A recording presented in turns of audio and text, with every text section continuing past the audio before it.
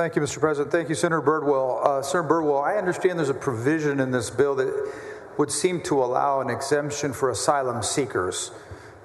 Is that correct?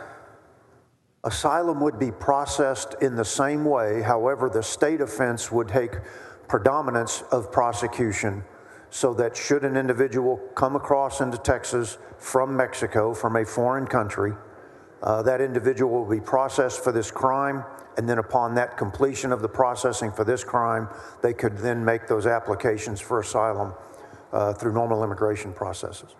So it seems that there are no protections for people that are specifically seeking asylum, because it seems that from your answer, if I heard you correctly, they're going to be first prosecuted for this crime, and then they're going to be allowed to pursue their asylum? They would be allowed to do so, yes, sir. After, that's correct, yes, sir. Is the purpose of this bill to enact, and I think you just said it in your lab, but I want to make sure we get it clear. You were pretty quick.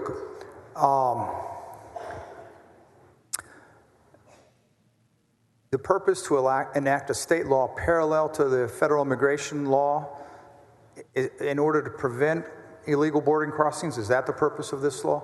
The purpose of this is to drive individuals to use the ports of entry so that their first contact is with ports of entry officials related to immigration, so that if an individual wants to claim asylum, they can do so with an immigration officer and receive an I-589 from a federal official. So, okay, but doesn't federal law already prohibit illegal entry into the United States? My understanding is that federal law already prohibits illegal entry. It does. So then why do we need this statute?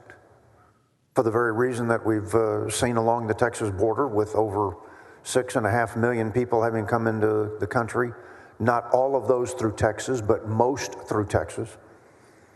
But how will the law prevent them from coming to the border? I'm not sure I understand your answer. It provides a deterrent that says you're going to pay a price for coming into the state of Texas from a foreign nation unlawfully with the passage of this law, and then allow us to process those individuals, particularly those individuals that are trying not to be caught, whether that's because they already meet those requirements or those conditions that we set for enhancements related to other offenses. Okay.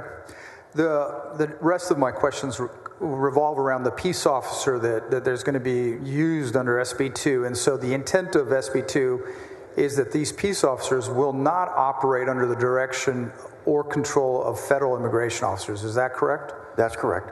Okay. So under SB2, these peace officers, they're going to determine whether an individual crossing the border is unlawful. Is that correct?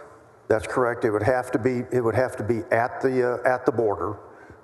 That would be the probable cause to know that you've crossed unlawfully because you crossed across the river rather than through a port of entry.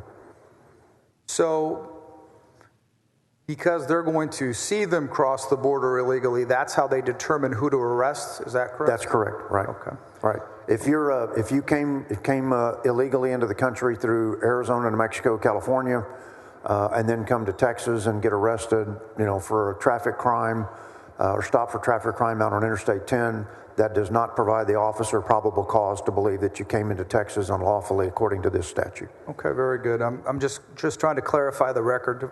And so under this law, these peace officers will be able to arrest individuals and hold them in state custody, correct? That's correct. Process them for state custody. That's correct. My last question for this bill. Under this bill, the peace officers, they'll decide who has entered or attempted to enter the state from a foreign nation at any location other than a lawful entry point of entry. Is that correct? That's correct. Right. Thank you for taking my questions. You're welcome. Thank you, Senator. Thank you, Mr. President.